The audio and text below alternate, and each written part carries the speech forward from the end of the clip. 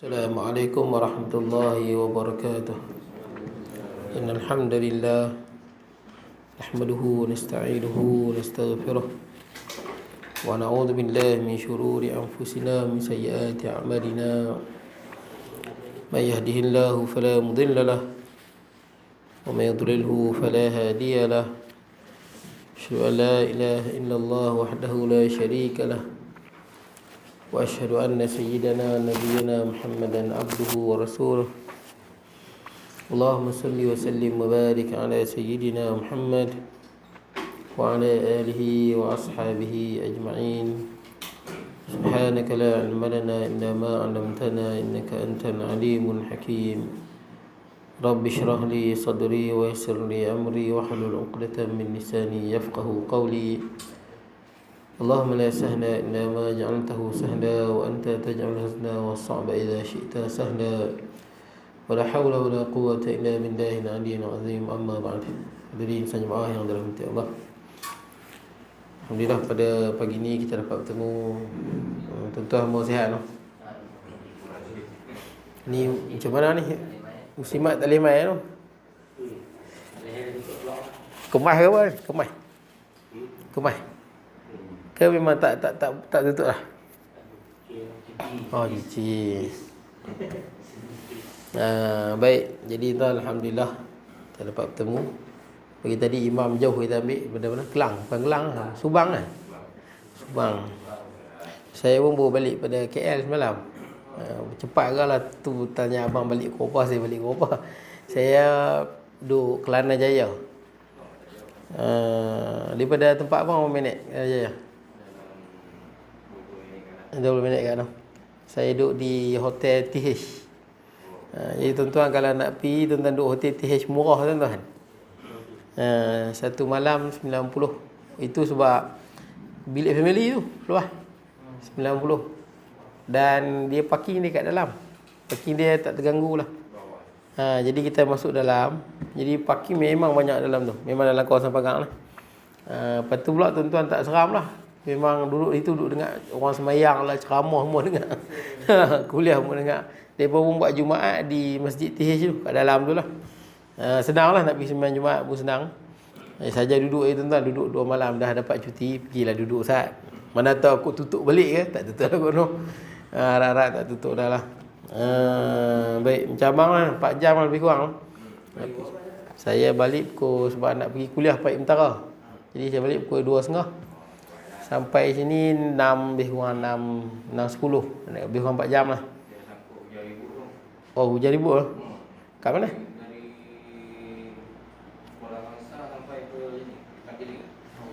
Oh. Masa saya balik sekejap ya. Masa saya balik dia jadi di belah Tapah. Lepas Tapah tu sampai ke Ipoh. Nak sampai ke Ipoh, memang tak nampak jalan lah. Tak buat jalan sampai ke Ipoh, cerah balik sampai ke sini. Mungkin dia main aku lepas tu ke sini. Awan tolak. Oh.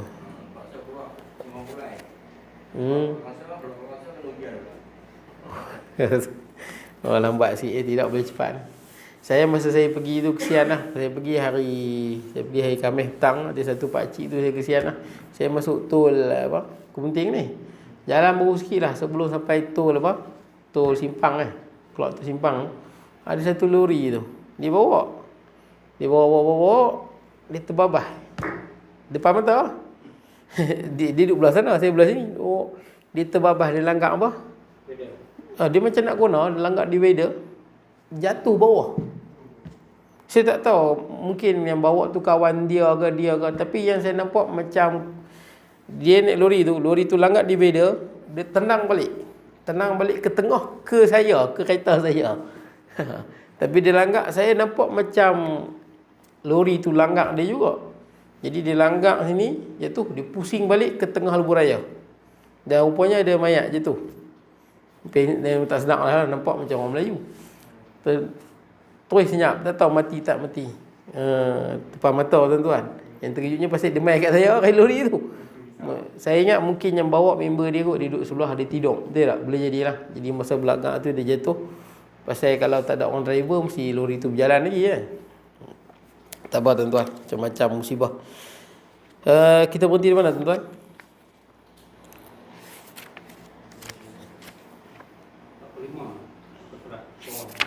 Bukan surat 45 ya. Kita masuk ayat baru tuan-tuan.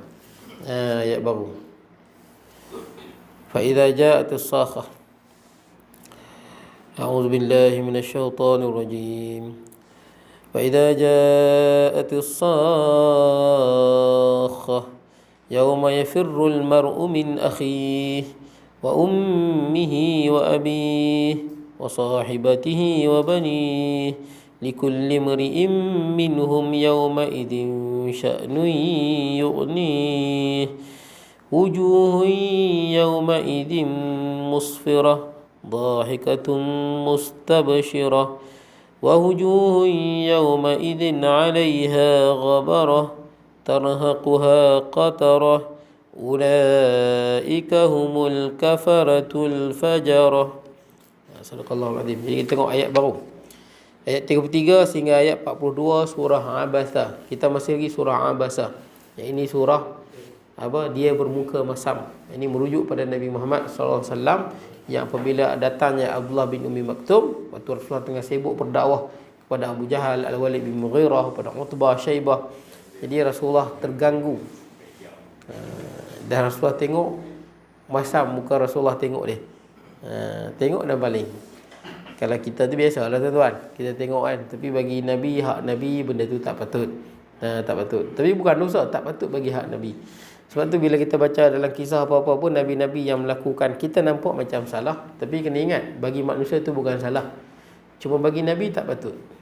Sebab tu bila Nabi Adam AS makan buah khuldi, tak? Makan buah khuldi, kita semua turun ke dunia.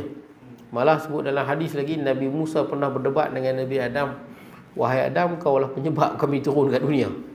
Dia Musa sebut kepada Nabi Adam AS. Ini sebut dalam hadis tuan-tuan.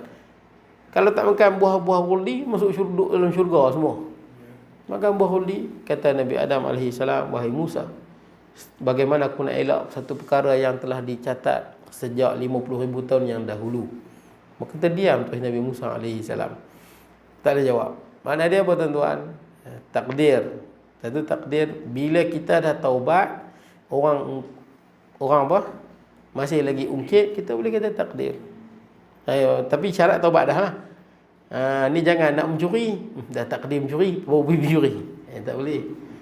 Ataupun kita buat apa-apalah, kita curi, kita apa, pasal apa? Takdir. Yang ni semua akan kalau kena hukum 2 kali ganda lagi. Pada zaman Sayyidina Umar, bila ada orang tu mencuri, dan bila ditanya pasal mencuri, takdir. Tangan kena potong, sebat pun kena. Dia kata, dia soal pada Sayyidina Umar, potong tangan pasal mencuri, sebat pasal apa pula? Pasal menyalahkan takdir. Kita melainkan kita dah taubat. Kita dah taubat, kita boleh sebutlah. Sebab kalau boleh kembali, aku pun tak nak buat lagu tu. Tapi buat, salah kita juga. Nabi Adam AS, Allah Ta'ala kata jangan dekat. Tapi Nabi Adam terlupa kan. Dia terlupa, dia bukan sengaja, dia terlupa. Sebab dalam Quran, fanasiya walam najid lahu azma, dia terlupa dan dia tak sengaja. Kalau kita tak apa, betul tak? Orang biasa terlupa, tak sengaja tak apa. Bagi Nabi tak patut. Tu doa Rabbana zalamna, wahai Tuhan kami zalim diri kami, wa illam taghfir lana wa tarhamna. Tapi dalam kisah ni juga pengajaran, kita ingat kita ada musuh yang nyata, iaitu iblis dan kena ingat tu. Memang Allah Ta'ala sebelum jadi Nabi Adam sebut kita akan jadi khalifah di muka bumi. Tapi dah jadi Nabi Adam, turun ke dunia, ingat rupanya ada yang akan jadi kafir, iaitu Iblis. Baik, jadi tuan-tuan, sama juga bila kita baca kisah Nabi Yunus AS, kan dia kena hukum kan. Hukuman dia pun berat tuan-tuan, bila ditelan oleh ikan nun 40 hari 40 malam. Dahsyat tu. Dalam keadaan gelapnya malam, gelapnya perut ikan nun, badan sakit, duduk dalam perut ikan tuan-tuan. Macam mana? Kalau orang biasa matilah tuan-tuan. Kalau orang biasa mati. Ikan paus ni dia tak boleh telan kita tuan-tuan. Ikan paus walaupun besar, dia tak boleh telan kita. Dia ada dalam mulut dia tu, dia ada apa benda. Dia memang dia makan, tengok dia makan ikan kecil-kecil je. Ada pun kita kalau dia makan, dia akan luah balik. Dia sampai ke mana, dia akan luah balik. Dia tak boleh telan walaupun badan dia besar. Tuan-tuan boleh tengok di internet, orang boleh berenang dekat ikan paus. Betul tak? Ikan paus banyak-banyak tuan, dia pergi berenang. Pasti ikan paus dia tak makan orang, dia makan ikan kecil-kecil tu, walaupun dia besar. Tapi kes Nabi Yunus AS, perintah Allah, dia telan Nabi Yunus Tuan-tuan boleh tengok ikan nun ada lagi. Ikan makhluk yang paling besar atas planet bumi dia lah. Besar pada bahar lagi. Ikan paus ni ada bawah dia jalok-jalok. Panggil paus biru, paus biru. Paus biru tu ikan nun lah. Dia duduk kat laut dalam. Jadi bila ditelan Nabi Yunus AS, dia akan duduk di dalam laut yang dalam. Jadi bayangkan tuan-tuan betapa seksanya. Kalau duduk penjara pun kita rasa seksa, dalam perut ikan tu, dengan busuknya, dengan hanyaknya, dengan gelapnya, dengan cecair, macam-macam cecair ada dalam tu, duduk tapi tak mati. Seksa Nabi Yunus AS. Bagi manusia tak salah, tapi bagi Yunus tak betul lah. Nabi tak betul lah begitu. Sebab tu Nabi pernah pesan, jangan siapa-siapa kata saya lebih baik pada Yunus bin Matta. Kenapa Rasulullah pesan? Takut kita baca dalam Quran, Nabi Yunus teruknya kena hukum, aku lagi baik pada dia. Jangan sebut lagu tu. Nabi pesan dah, la yaqulanna ahadun, jangan siapa-siapa sebut lagu tu, aku lebih baik pada Yunus bin Matta. Tak kira lah tok wali besar mana pun, tok guru besar lagu mana pun, bukan bandingan dengan Nabi Yunus AS. Jadi Nabi Yunus pasal apa? Dia dakwah 34 tahun, yang beriman 2 orang. 34 tahun yang beriman 2 orang. Selama 34 tahun orang duk maki hamu dia. Dan Nabi Yunus ni dia pun setempat tuan-tuan. Dia bukan macam Nabi Muhammad SAW untuk sekalian alam. Betul tak? Tu Rasulullah boleh ke Mekah, lepas tu pergi ke Madinah, lepas tu pergi ke mana? Pergi ke Taif kan? Mekah lama, lepas tu ke Taif, lepas tu ke Madinah. Nabi dulu tak macam tu. Dia ada kaum tertentu. Tak boleh tinggal. Tak boleh tak nak bercuti sana, tinggal sana. Tak boleh, tak boleh. Kalau kita boleh pergi KL saat duduk hotel tamu haji, betul tak kan? Duduk 2 hari. Nabi Yunus tak boleh. Nabi kena duduk orang kaum dia. Orang duduk, itu arahan dia. Tak boleh nak vacation saat nak cuti ambil angin saat, tak boleh. Kita boleh tuan-tuan. Nabi Yunus 34 tahun bukannya seluruh ni duduk di kaum dia. Dah 34 tahun Nabi Yunus pun cek hati lah tuan-tuan dengan kaum dia. Dan Nabi Yunus bawa dia meninggalkan kaumnya. Keluar pada tempat kaum dia yang teruk tu. Dan Nabi Yunus sangka telah tiba mereka ni dihukum. Nabi Yunus pun doa apa? Kehancuran bagi kaum dia. Tapi Allah Ta'ala tahu kaum dia akan beriman. Lain dengan Nabi Nuh. Allah Ta'ala wahyukan daripada Nabi Nuh, kaum dia ni berdakwah lagi beribu tahun pun tak beriman. Macam tu lah. Tapi kaum Nabi Yunus ada peluang nak beriman. Baik, jadi ceritanya dia pergi itu dengan apa? Dia pergi, dia kecil hati. Ataupun bahasa kita macam merajukkan kaum dia lah. Kecil hati dengan kaum dia. Dan dia berdoa pada kaum dia. Dia tinggalkan kaum dia. Dan dia kena, padahal bukanlah silap sangat pun, betul tak? Tinggal saat. Dan dia sangka kaum dia dah tiba masa untuk dihukum. Dah 34 tahun, bukan sekejap. Maka tak patut bagi Nabi. Tapi kalau kita tuan-tuan, tak ada masalah. Ada setengah ustaz dia main sekali, bayar sikit mahal-mahal lah. Tak kena telan dengan ikan pun tuan-tuan. Ada ustaz main, bayar berapa? Bayar berapa pun tak apa, saya tak kisah. Tapi biasanya 20,000. Biasanya 20,000. Tuan-tuan, bagi sikit mahal-mahal. Ada aku kena telan dengan ikan dengan tuan-tuan? Tak ada. Betul tak? Tapi Nabi tak boleh. Sebab tu ingat kita baca kisah-kisah ni, ingat kita buat lebih pada ni. Betul tak? Tapi bagi Nabi tak boleh. Nabi tengok, Nabi tak senyum. Muka Nabi tak, kita panggil muka yang tak senang. Begitulah. Bukanlah Nabi marah sangat. Muka Nabi tu tak senang. Padahal Allah bin Umat tu bukan nampak pun. Dia buta. Tapi bagi Nabi tak boleh. Bagi Nabi tak patut macam tu. Senang kata tuan-tuan tu sebut apa? Saya sebut kat tuan-tuan lah. Hasanatul abrar, sayyiatul muqarrabin. Perkara yang mungkin dianggap biasa, baik bagi orang yang macam kita, biasa. Tapi bagi orang yang dekat dengan Nabi, tak patut. Silap. Baik tuan-tuan. Kita sambung tuan-tuan, ayat 33 kita tengok. Maka bila datangnya gemuruh yang hebat. Ini tafsiran daripada bahasa, ini kita Indonesia. Jadi disebut gemuruh yang hebat. Ataupun kita panggil sakhah ni. Pertama sebahagian ulama sebut, macam Ibnu Abbas, disebut sakhah ni, fa idza ja'atis sakhah. Sakhah adalah salah satu nama daripada hari, nama-nama hari kiamat. Kiamat kan banyak nama dia. Al-Haqqah, Al-Qari'ah, 90 lebih. Dia lah tu. Banyak tuan-tuan. Tuan-tuan pernah pergi, tuan-tuan tahu kat mana kubur kitab Bahrul Mazi ni, pengarang dia. Tuan-tuan, sampai hari ni tidak ada lagi kitab sehebat Bahrul Mazi yang ditulis oleh orang Melayu. itulah kitab hadis yang paling hebat setakat ni. Belum ada yang boleh menandingi dia. Dia cetak Bahrul Mazi di mana? Di Mesir, dalam bahasa Melayu. Tak pernah ada dalam sejarah Mesir cetak buku dalam bahasa Melayu. Hebat. Nama dia Syekh apa? Idris Al-Marbawi. Orang yang pertama tulis kamus antara Melayu dengan Arab. Hebat tuan-tuan.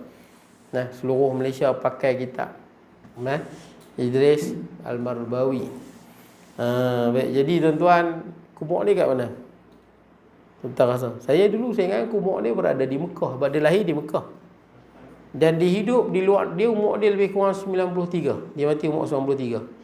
Dia hidup tuan-tuan kat luar negara, 60 tahun kat luar negara. 60 tahun. Bini pun ada dua. Satu di Mesir, nama Munirah binti apa tau. Satu lagi di Malaysia. Dua isteri dia. Saya dulu saya ingat kubur ni keluar negara. Pasal hebat. Kita baca Bahrul Mazi, merata orang baca. Belum ada lagi kitab hadis yang macam tu. Tuan-tuan buka lah tuan-tuan. Mana-mana kitab yang ditulis oleh orang Melayu yang sebanding dengan Bahrul Mazi.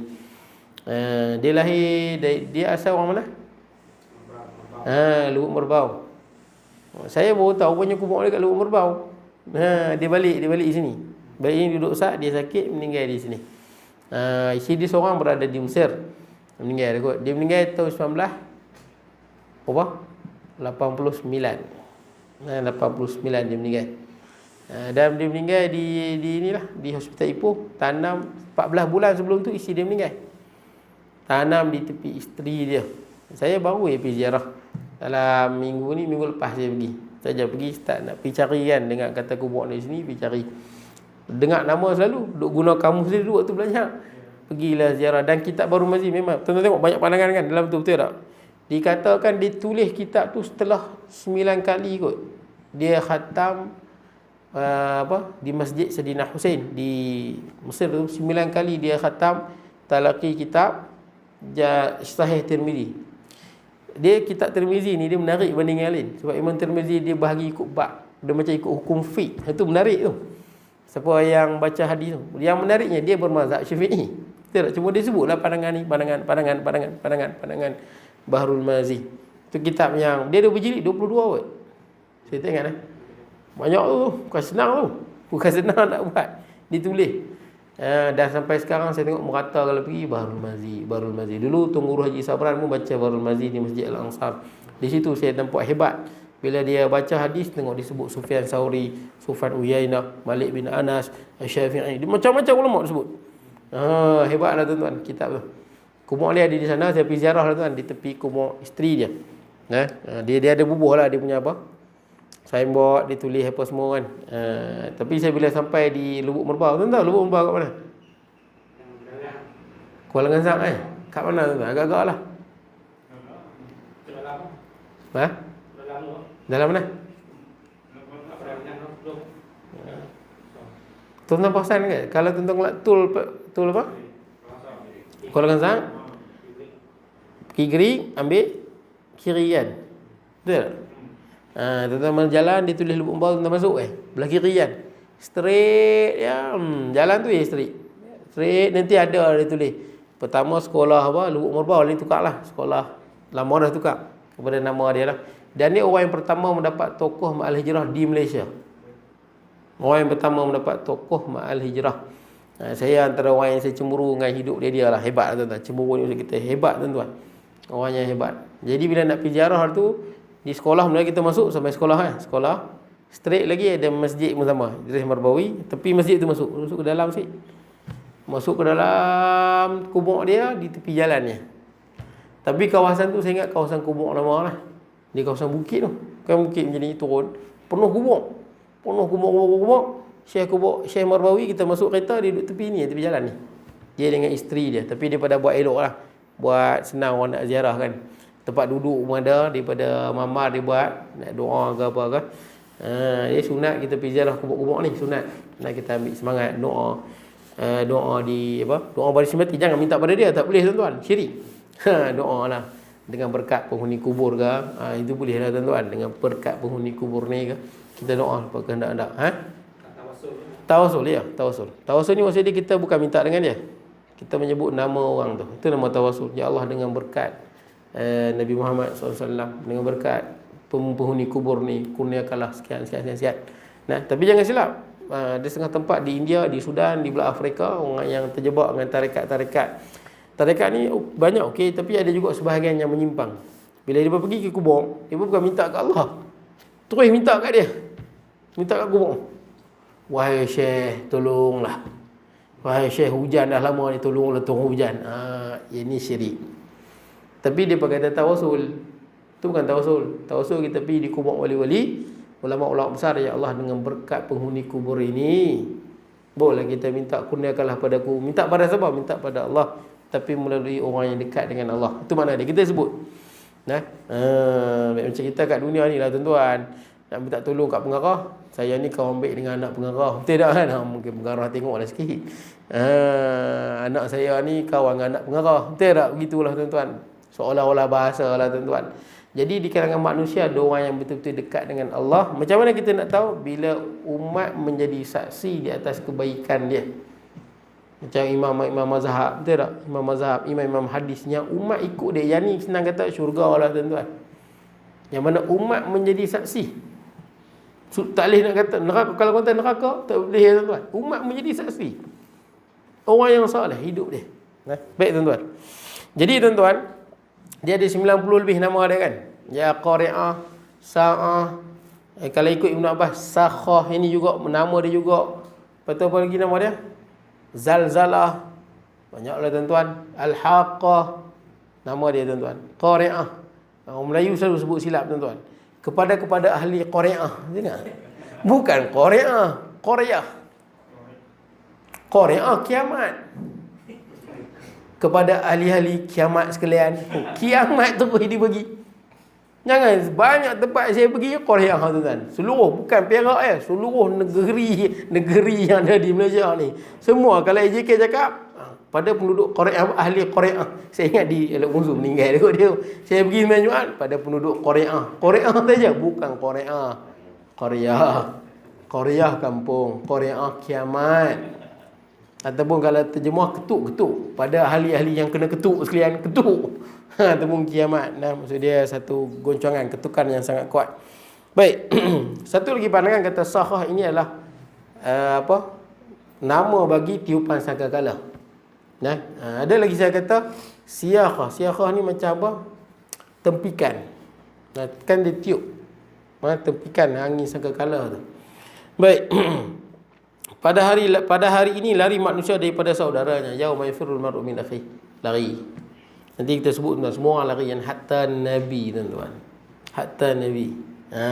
Nanti sampailah kita sebut Nabi ada syafaatul kubra dengan syafaat Nabi-Nabi yang lain. Dan daripada ibu dan bapanya, dan daripada isteri dan anak-anaknya, bagi setiap manusia di antara mereka pada hari itu urusannya menghabiskan tenaganya, urusannya menyibukkan dia. Nah, sya'nu yughni. Yang menyebutkan dia. Beberapa muka pada hari itu bercahaya. Ini orang yang baik muka bercahaya tuan-tuan. Kita akan lalui hari ini tuan-tuan. Hari ini kita akan lalui tuan-tuan. Saya tadi ambil semayang. Ambil semayang tuan-tuan, tengok apa? Mesin tu mayat, tempat bagi manat. Mana mayat ni? Tuan-tuan guna lagi tempat tu? Tak pakai dah. Pakai bila last guna? Meninggal. Kau pakai tu? Ada satu di masjid tu, ada orang yang guna lah. Dia tukang apa? Bawa van jenazah. Tiap kali kalau orang nak mati ya, van jenazah ada orang ketuk. Tang. Dia tahu 2-3 hari ada orang mati tu. Saya tak tahu betul tak betul tuan-tuan. Tapi cerita masuk dalam mastika lah. Ketuk tangan. Memanglah sebelum kita mati, di langit dah tahu. Di langit dah heboh dah. Itu penduduk apa? Para malaikat dah tahu.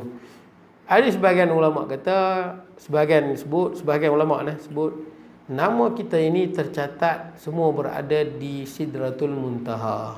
Apa Sidratul Muntaha? Pokok yang besar, yang sangat cantik, yang warna dia tak boleh digambarkan, kita tak pernah tengok. Kan malam Isra dan Mi'raj Rasulullah tengok pokok Sidratul Muntaha kan. Pokok Sidratul Muntaha ni pokok apa? Pokok bidara. Sidrah tu pokok bidara. Muntaha ni puncak atas. Akar dia di langit ke-6, pucuk dia di langit yang ke-7. Sidratul Muntaha. Dan dia sangat cantik.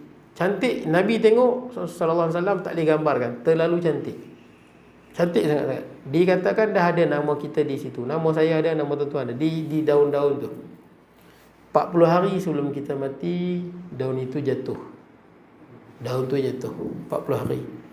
Dan malaikat Israel tengok, oh, dah berduduk lagi dah tahu. Helmi contohnya. Contohnya, kita kat dunia kita tak tahu. Kita duduk relax lah, duduk gelak-gelak kan. Rupanya nak mati dah. Malaikat dah standby dah. Tu Imam Syafi'i sebut berapa ramai para pemuda yang duk bersukaria, padahal yang ada dekat apa? Yang ada dekat tu kafan yang ada dekat kedai tu dia punya kafan sekejap lagi. Sedangkan kafan dia sudah ditenun di kedai. Pergi duduk seronok. Saya sepupu saya ni guys. Umur 32, bukan ada sakit apa pun. Kena denggi tuan-tuan. Denggi berdarah.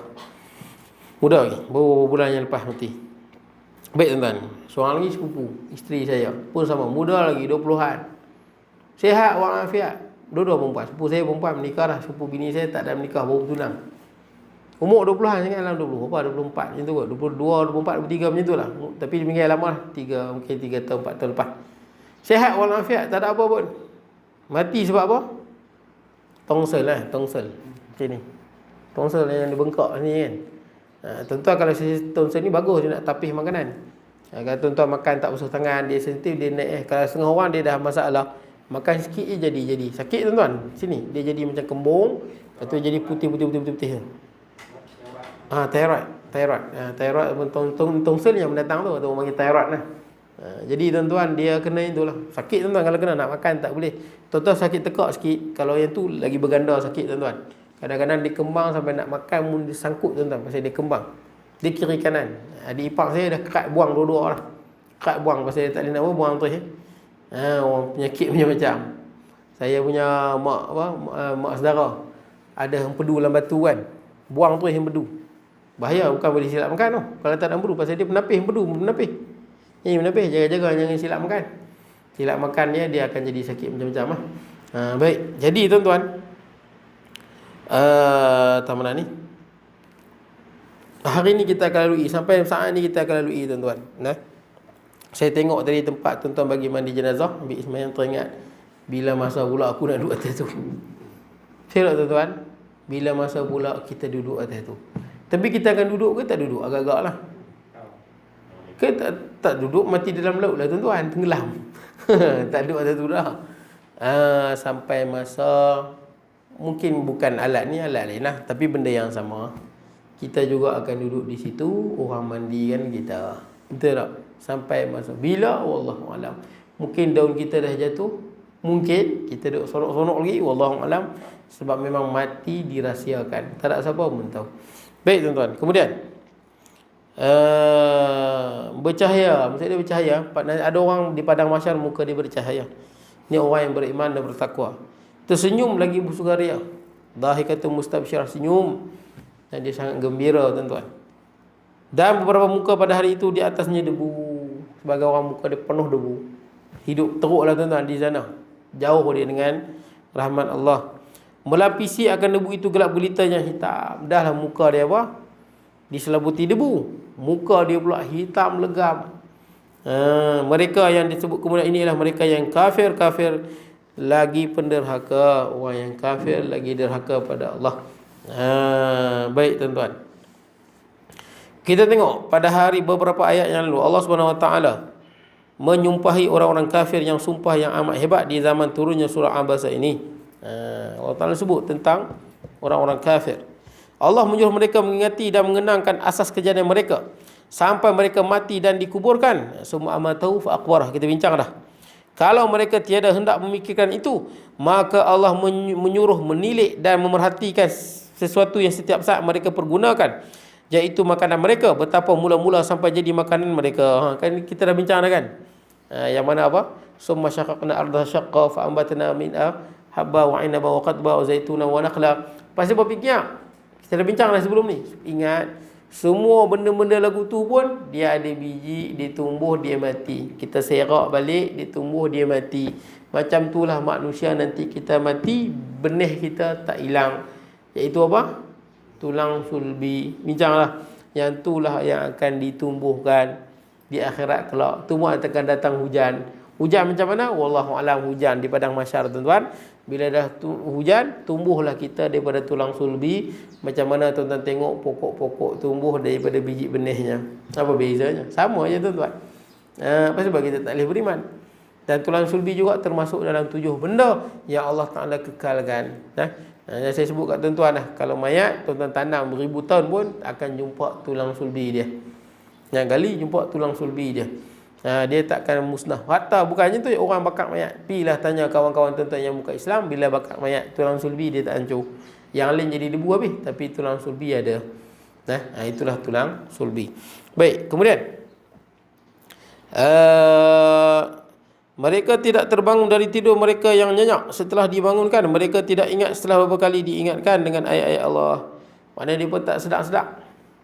Tak sedap-sedap. Pasal apa tuan-tuan? Inilah kerana dosa tuan-tuan yang berlapis-lapis. Kalla barrana ala qulubihim ma kanu yaksibun. Dosa yang diteruskan. Itu yang sampai susah tuan-tuan nak terima nasihat. Sebab tu tuan-tuan berhati-hati dengan hasutan syaitan. Buatlah maksiat lagi. Betul tak? Nanti tobat. Betul tak? Buatlah maksiat lagi. Nanti tobat lah. Buatlah maksiat lagi. Duk buat maksiat. Tak apalah nanti tobat. Berapa ramai orang yang lagu tu tak sempat tobat, dia pun mati. Ramai tuan-tuan. Siapa yang bisik tu? Buatlah nanti hang ni. Saya ada setengah orang kita jumpa. Buatlah maksiat bukan membatalkan akidah pun. La ilaha illallah.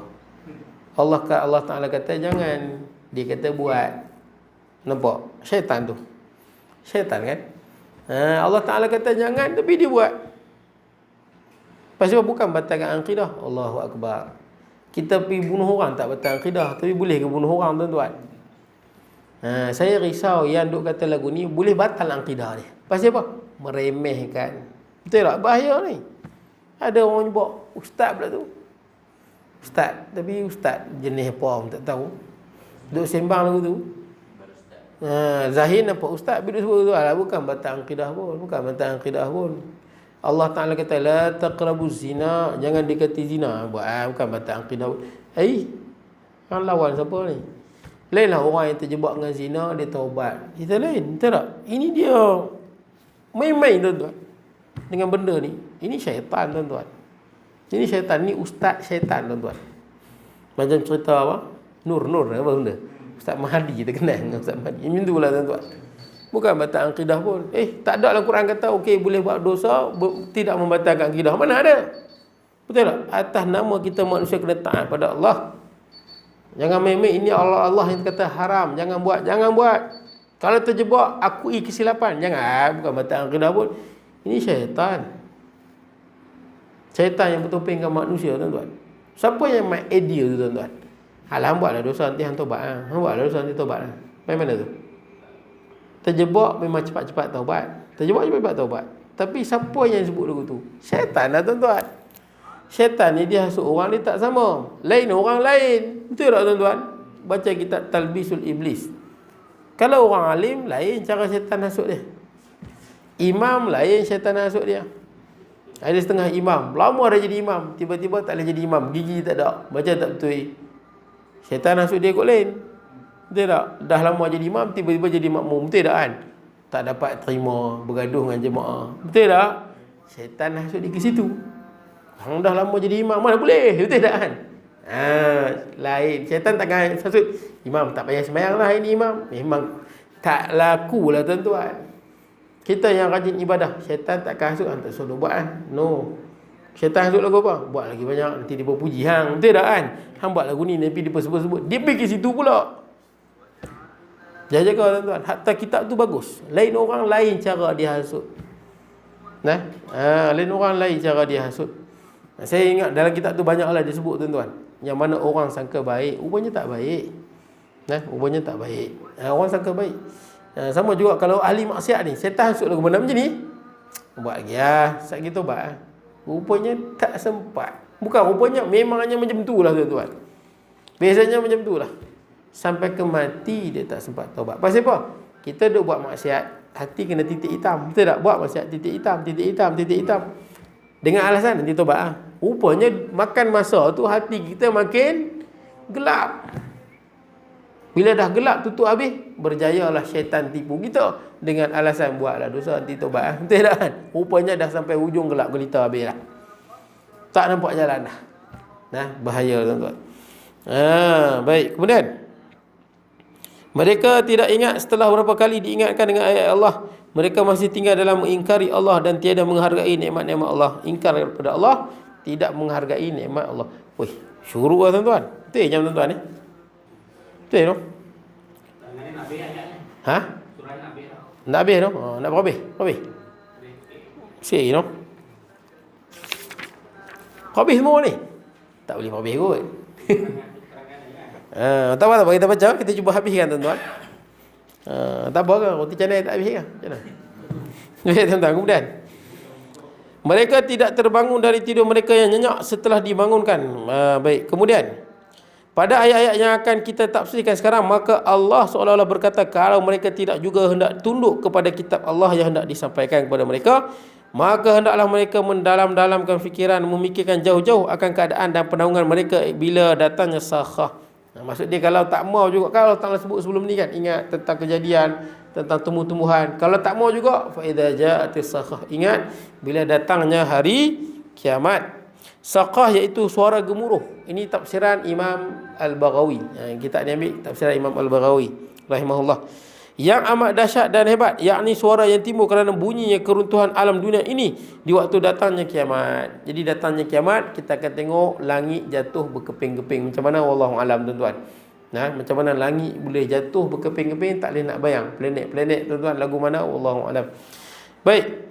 Hendaklah mereka memikirkan jauh-jauh bahawa ketika itu kerana hebatnya dan dahsyatnya keadaan dan penanggungan manusia lari meninggalkan orang-orang yang biasa minta tolong kepadanya supaya dia dapat terhindar dirinya sendiri daripada segala sengsara dan mara bahaya. Ceritanya tuan-tuan boleh tengok tafsir Ibnu Katsir, dia ada sebut dua kisah. Yang pertama, kisah daripada Al-Qamah, dia sebut kiamat nanti suami akan cari isteri dia. Wahai isteri, dulu masa kat dunia hanglah kata ni'mal bal. Hang kata aku ni sebaik-baik suami. Suami yang paling baik. Betul tak tuan-tuan kan? Isteri bisik, bang lah suami cih. Kononnya lah kan. Saya tak tahu lah kok bini tuan-tuan. Memang tak guna. Tak kot. Nanti isteri tuan-tuan anggap tuan-tuan lah yang terbaik. Sebelum tidur dia bisik dalam telinga kan, ni'mal bal, ni suami yang terbaik lah. Kat dunia ni abang lah yang terbaik. Ni kat akhirat nanti ni. Wahai isteri, dulu kat dunia hang sebut kat aku ni'mal bal, aku ni suami yang terbaik. Hari ni hang tengok macam mana keadaan aku. Teruklah tuan-tuan. Apa dia kata? Aku harap sedikit. Ila mithqala dzarratin min hasanatik. Ana muhtaj. Aku sangat berharap kebaikan hang sebesar zarah. Minta kat isteri, bagilah kebaikan sebesar zarah jadilah. Tahu zarah? Zarah ni ulama khilaf. Sebagai ulama kata biji sawi. Mana tengok biji sawi? Halus kan? Halus tak halus? Halus. Kecil tuan-tuan. Ada ulama kata bila kita sapu sampah, angin masukkan, cahaya masukkan, kita tengok daripada tepi nampak macam ada debu halus. Mana tengok tak? Bini sapu, kita tengok cahaya matahari, pagi-pagi tu kan. Halus. Dia. Setengah ulama kata sependek kata benda yang paling halus yang ada kat dunia ni. Setengah ulama kata sekarang ni yang paling halus apa? Atom. Lagi moden, bukan atom, boleh pecah lagi. Proton dengan elektron baru tak boleh pecah. Proton, elektron yang kita tak nampak kena pakai mikroskop elektron. Mikroskop tu kat kedai pun tak ada, dekat sekolah pun tak ada. Memang mahal, harga puluh-puluh ribu tuan-tuan. Baru boleh nampak betapa halusnya dia. Yang tu je kita minta, bagilah walaupun besar tu. Apa isteri kata? Isteri kata apa? Dia kata isteri, bila kita minta, isteri kata ma aisara ma talabta. Mana dia? Senangnya apa yang abang minta ni. Senang sangat. Sebab bukan nak mailah kebaikan apa besar meja ni. Memang tak dapat lah. Memang tak bagi dah lah. Ini nak sikit je ni. Sebesar darah. Bagilah. Isteri kata ma aisara ma talabta. Abang yang abang minta ni senang sangat bang. Senang sesenang-senangnya. Senang sangat nak bagi. Walakinni, tetapi apa? la utiq, saya tak boleh bagi. Dia tak mau bagi lah. Saya tak boleh bagi. Pasal apa? At-takhawaf mislu ma takhaf. Saya takut macam mana abang takut. Tak tahu lagi ni, betul tak? Ni abang minta pasal abang, saya punya cerita tak tahu lagi, belum hisap lagi. Pergi pula cari anak. Wahai anak, kita panggil. Dulu kat dunia hang lah kata ni'mal apa? Aku ni lah sebaik-baik bapak yang ada. Punya baik sungguh lah. Sebaik-baik bapak. Hari ni hang tengok keadaan aku lagu ni. Bagilah sedikit misqal dzarratin min hasanatik, sebesar zarah kebaikan hang. Anak kata apa? Anak sebut benda yang sama. Wahai ayah, ma aisara ma talabta. Wahai ayah, senang sangat apa ayah minta. Senang sangat. Walakinni la astati', saya tak boleh bagi. Tak boleh ni pasal tak mau bagi lah. Itulah pasal tak mau bagi. Pasal tak mau bagi. At-takhawaf mislu ma takhawaf dah. Takhawaf.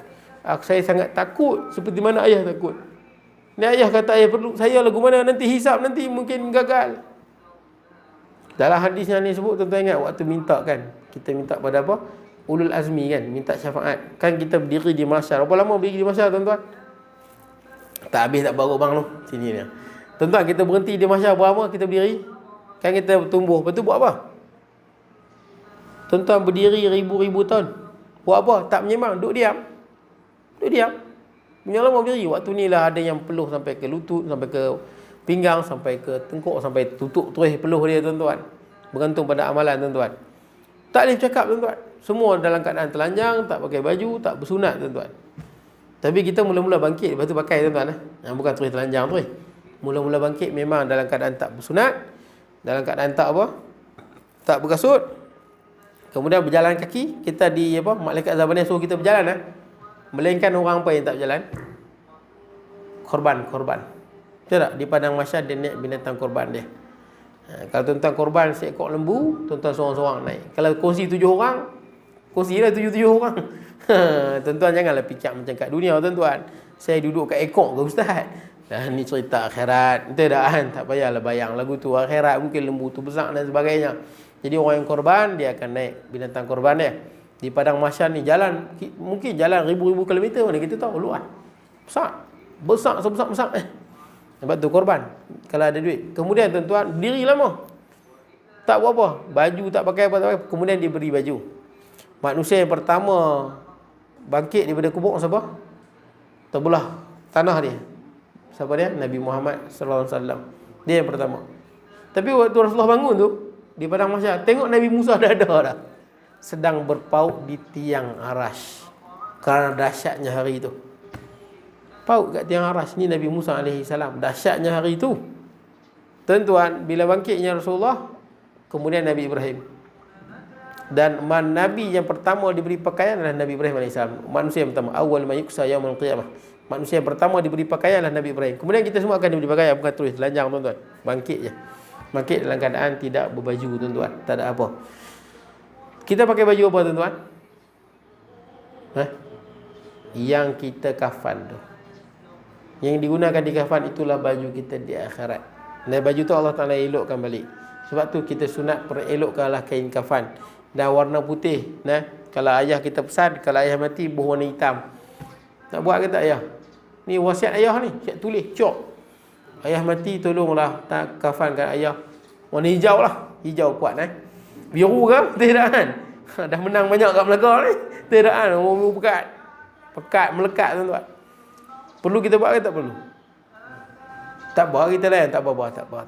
Ayah mati tak payah buat. Ini wasiat yang mengarut. Boleh hasab wasiat mengarut ni semua tak payah buat. Benda yang sia-sia. Kalau buat, kesian kat si mati ya.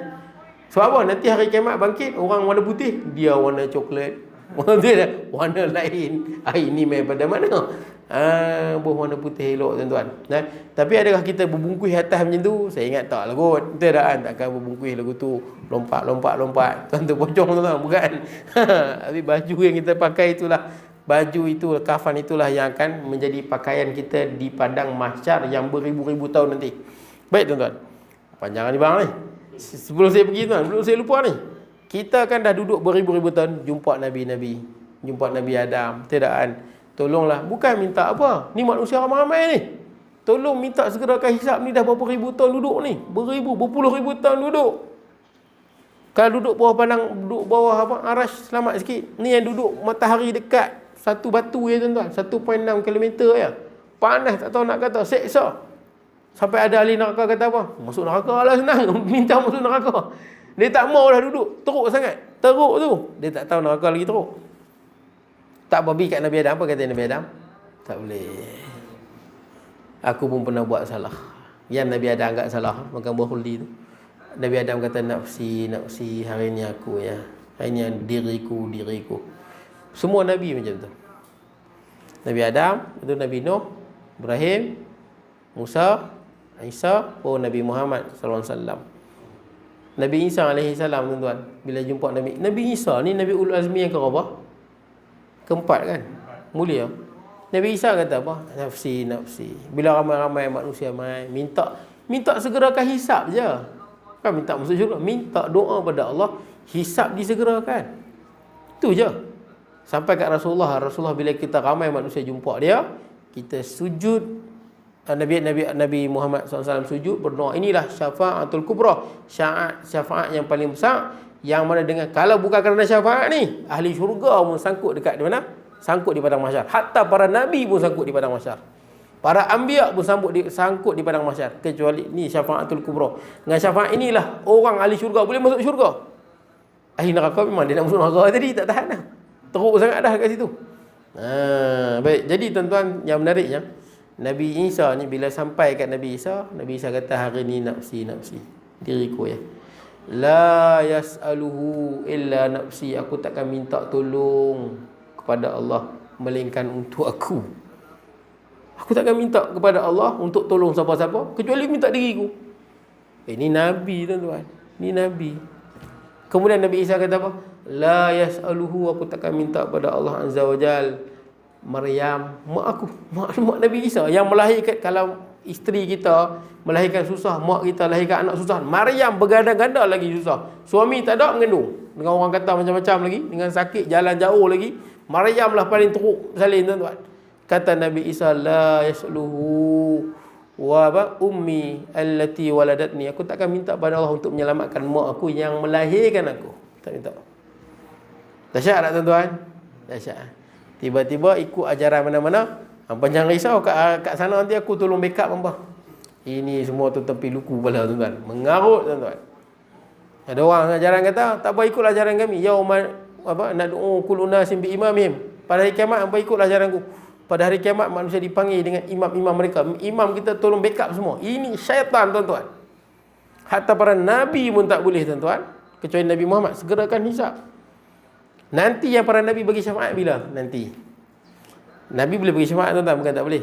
Orang yang soleh pun boleh. Apabila contoh duduk syurga ni, Nabi boleh bagi syafaat naik ke darjat yang lebih tinggi. Ataupun kita punya amalan dengan dosa lebih kurang kan, Nabi bagi syafaat. Ataupun orang yang meninggal bawa dosa besar, Nabi boleh bagi syafaat. Tapi untuk syafaatul kubra, mana-mana Nabi pun tak boleh, kecuali Nabi Muhammad sallallahu alaihi wasallam. Tapi ada orang tanya, Ustaz, kita dah baca cerita ni, kita pergi jumpa Nabi Muhammad tu, yalah Ustaz, pasal pergi jumpa Nabi Adam, Nabi ni. Ini semua orang yang pakai otak fikir perkara gaib. Pasal apa tuan-tuan? Di sana keadaan huru-hara, betul tak? Orang tengah susah hati ni ramai, bukan kita je, dia ingat semua yang mati semua orang Islam semua.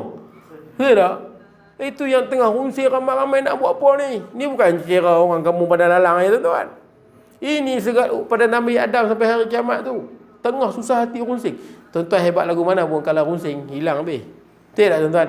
Hilang habis. Saya lah tuan-tuan. Betul tak? Belum kena tak dapat. Macam ni. Hang jumpa hantu, hang macam ni. Sekali hantu tu muncul. Macam? Cakap pandai sangat. Itu baru hantu pun hang dah ketak habis. Ni cerita kiamat ni. Kalau jumpa harimau jangan takut. Betul tak? Jangan takut. Hang jangan kalih belakang. Tak ada hang pun nampak lari tu tak sembang lah. Betul tak? Saya tutup cerita lah tuan-tuan. Saya ingat dulu saya waktu tingkatan 3, kawan-kawan ajak tidur kat Zoo Teping tu, depan Zoo Teping dia ada sungai kecil kat bawah tu. Kami buat kemah tidur bawah tu lah. Tidur main ranger lah, macam ranger lah yang jaga kawasan. Kata jangan tidur sini, dia kata babi banyak ni. Dia bukan marah, dia tak bagi. Tidur. Tingkatan 3 tu, kami tidur tak. Mula-mula macam ni, tolong jagalah takut babi main. Tingkatan 3 tu tuan-tuan. Mula-mula saya jaga. Saya jaga tak ada apa. Lepas tu kawan saya pula jaga. Saya tidur. Saya baru tidur, penat-penat tidur, kawan saya kejut. Weh, babi. Nampak babi main. Takut babi nampak api. Betul tak? Dia main bergerak. Dia main kok pokok. Dia bergerak kok pokok-pokok tuan. Dia pergi ke pokok ni. Jadi saya tengah mengantuk baru tidur. Kawan kata apa? Babi. Lepas tu takut ni. Tu saya kata tak apalah, setakat babi kita menjerit ramai-ramai je. Saya maksud saya memang betul tuan-tuan. Kalau tuan-tuan ramai 5-6 orang jumpa harimau ke apa, tuan-tuan ketuk bagi bising dia lari. Takut. Tapi biasanya kita dah nampak takut pakat lari tu yang mati tu. Ditangkap seorang. Tuan-tuan jumpa harimau ke apa, tuan-tuan ketuk ke dia lari. Besi. Bila bising-bising dia lari lah.